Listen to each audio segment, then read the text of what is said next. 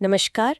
आज हम बात कर रहे हैं माइक्रोसॉफ्ट पावर बीआई के। हाँ, नमस्कार। ये एक ऐसा टूल है जो बहुत सारे बिखरे हुए डेटा को लेता है और उसे समझने लायक मतलब विजुअल इंसाइट्स में बदल देता है। बिल्कुल। इसका जो मेन मकसद है वो है कच्चे डेटा से ऐसी रिपोर्ट्स और डैशबोर्ड बनाना जिनसे आप असल में कुछ एक्शन ले सकें। हमारे पास जो जानकारी है वो इसके अलग अलग इस्तेमाल, ये क्या क्या कर सकता है और अच्छे विजुअल बनाने के क्या तरीके हैं, इन सब पर है। हाँ, और ये भी कि ये जो नया माइक्रोसॉफ्ट फैब्रिक इकोसिस्टम है उसका हिस्सा कैसे है। तो आज का हमारा लक्ष्य है ये समझना कि पावर बीआई अलग अलग इंडस्ट्रीज में फैसले लेने की प्रक्रिया को कैसे बेहतर बना रहा है, खासकर जहां एक्सेल जैसे पुराने तरीके कम पड़ जाते हैं। बिल्कुल सही कहा। देखिए, एक्सेल अपनी जगह पे बढ़िया है, लेकिन जब डेटा बहुत ज्यादा हो जाता है ना, या अलग अलग जगहों से आ रहा हो, तो मुश्किलें शुरू होती हैं। हाँ, वो तो है। रिपोर्ट बनाने में बहुत टाइम लगता है, गलती होने का डर रहता है, और रिपोर्ट ज्यादा स्टैटिक होती है, मतलब बदलती नहीं है अपने आप। पावर बीआई यही काम आता है। तो ये सिर्फ स्प्रेडशीट से एक कदम आगे है या कुछ और? नहीं नहीं, ये सिर्फ अगला कदम नहीं है। ये डेटा को देखने का, समझने का एक बिल्कुल नया नजरिया है एक तरह से। और वो जो डेटा साइलोस की बात होती है, मतलब डेटा अलग अलग डिपार्टमेंट्स में बंद पड़ा है, कोई पूरी पिक्चर देख ही नहीं पा रहा। हाँ, ये बहुत बड़ी समस्या है।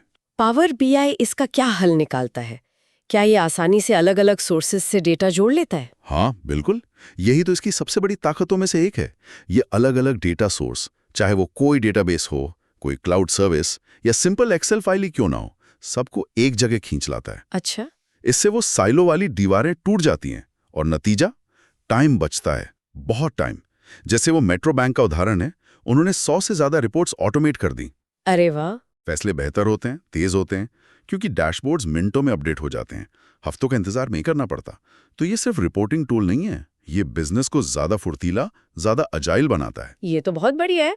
इसके कुछ और उदाहरण देख सकते हैं, जैसे फाइनेंस या सेल्स में। फाइनेंस में तो मेट्रो बैंक ने बजट और असल खर्चों को कंपेयर करने के लिए इसे इस्तेमाल किया।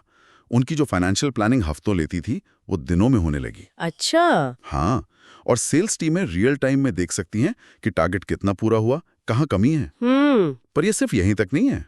जैसे इंडोनेशिया की एक कंपनी है, पीटी ओंडा मेगा इंडस्ट्री।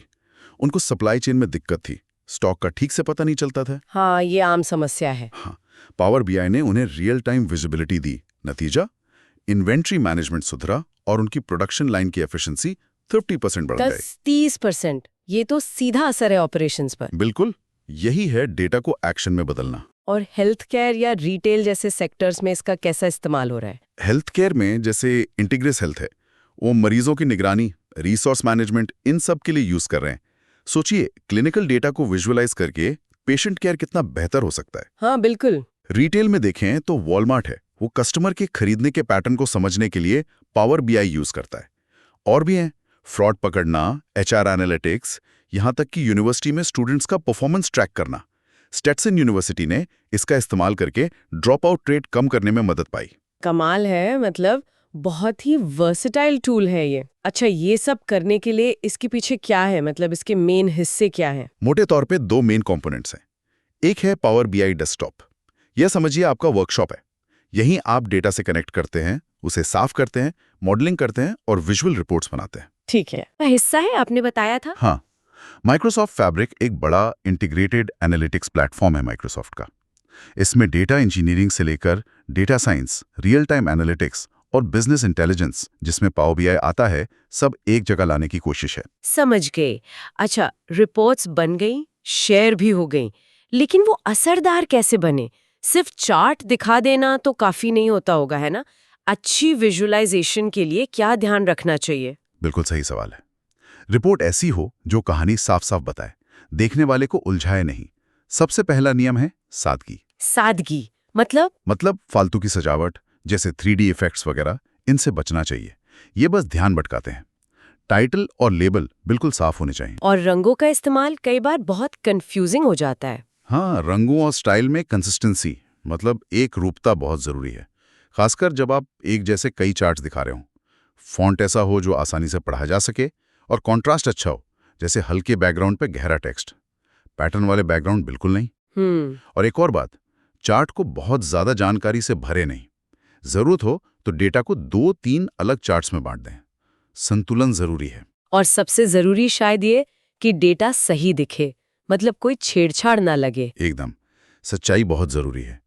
सही चार्ट टाइप चुनना, जैसे ट्रेंड दिखाना है तो लाइन चार्ट, हिस्सों की तुलना करनी है तो बार चार्ट, किसी पूरी चीज का हिस्सा दिखाना है तो पाई या डोनट चार्ट। पर हाँ, पाई चार्ट में बहुत ज्यादा हिस्से ना हो। हाँ, वो मुश्किल हो जाता है पढ़ना। और एक बहुत जरूरी चीज, वाई एक्सिस हमेशा 0 से शुरू करें। अगर आप 0 से शुरू नहीं करते तो आप अनजाने में भी छोटे बदलावों को बहुत बड़ा दिखा सकते हैं। ये छोटी छोटी बातें हैं, पर इनसे भरोसा बनता है। ये सब सुनने में तो बहुत पावरफुल लगता है, पर क्या इसे इस्तेमाल करने के लिए बहुत टेक्निकल स्किल्स चाहिए, या कोई आम बिजनेस यूजर भी इसे चला सकता है? यही तो इसकी खूबी है। इसे काफी यूजर फ्रेंडली बनाया गया है। बेसिक रिपोर्ट्स और डैशबोर्ड बनाने के लिए आपको कोई कोडिंग जानने की जरूरत नहीं है। ड्रैग एंड ड्रॉप इंटरफेस है काफी हद तक। अच्छा, ये तो बढ़िया है। और कीमत, क्या ये छोटे बिजनेस के लिए भी ठीक है? हाँ, इसमें कई ऑप्शन हैं। एक फ्री वर्जन भी आता है जिससे आप शुरुआत कर सकते हैं। फिर प्रो और प्रीमियम प्लान है जिनकी कीमत जरूरत के हिसाब से तय होती है। तो ये छोटे बिजनेस से लेकर बड़े एंटरप्राइज तक सबके लिए स्केलेबल है। तो अगर हम इसे समेटें तो पावर बीआई सिर्फ एक रिपोर्टिंग टूल से कहीं बढ़कर है। ये एक ऐसा प्लेटफॉर्म है जो किसी भी साइज की कंपनी को डेटा में छिपी हुई कहानियों को समझने में मदद करता है। हाँ, और सिर्फ समझने में नहीं, बल्कि उस समझ के आधार पर बेहतर, तेज फैसले लेने में भी मदद करता है। डेटा को जानकारी में और जानकारी को एक्शन में बदलना। बिल्कुल। और यहीं पर हम आज की चर्चा के आखिर में आते हैं, एक सवाल के साथ।